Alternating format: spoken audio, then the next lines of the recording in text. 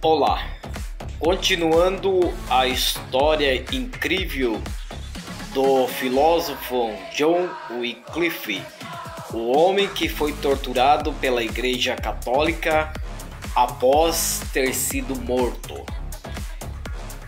As suas ideias para a Igreja não correspondiam com o que ela queria, que era manter os seus discípulos em completa ignorância e falar o que eles precisavam ter para serem salvos e seguirem em comunhão com ela, mas não deixavam os seus seguidores lerem a Bíblia em seu idioma, a não ser latim, idioma que poucas pessoas dominavam na época. E John se revoltou com isso e tentou traduzir a Bíblia para seu idioma nativo, ou seja, o inglês.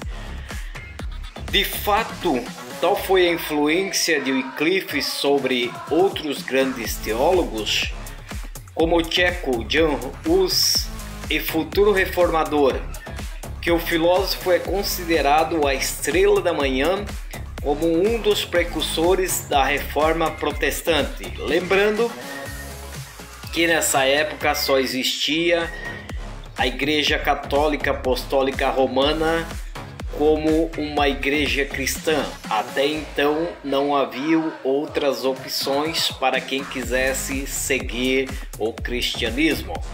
Porém, a igreja procurou resolver os problemas em 1414 por meio do Concílio de Constança, algo como uma cúpula de emergência formada para tentar unificar o papado. Lembrando do último post que nessa época a bagunça estava tão grande na igreja que eles tinham até 3 papas de uma vez só. Por isso foi necessário essa reunião do Concílio de Constança para tentar resolver o problema e, claro, tentar amenizar a revolta que estava sendo aos poucos levantada contra a igreja, questionando seus métodos de ensino e o porquê de não quererem a tradução da Bíblia no idioma nativo de todos. Em uma das primeiras resoluções do tal concílio foi atacar aqueles que questionavam a autoridade das lideranças católicas, ou seja, não tentaram resolver o problema que vinha corroendo a igreja em si, mas sim atacar quem o estava questionando. Hus foi condenado à morte e imediatamente executado, enquanto Wycliffe foi considerado culpado de heresia. Os lords começaram a ser perseguidos. Embora tenha demorado até 1428 para que a sentença contra Wycliffe fosse executada, os restos mortais foram exumados, queimados e jogados no rio. Tamanho foi a loucura da época, somente porque Wycliffe queria traduzir a Bíblia para o seu idioma nativo.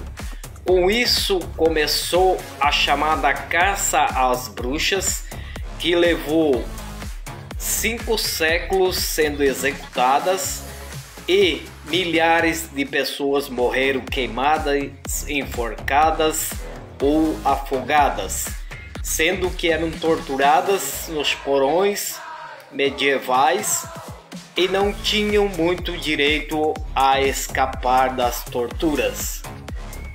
Ou seja, não havia como escapar se você fosse condenado por heresia, condenado por bruxaria. De uma forma ou de outra você acabaria morrendo, porque ou morria na tortura ou morria executado. De alguma forma a igreja fazia com que você confessasse e o matava.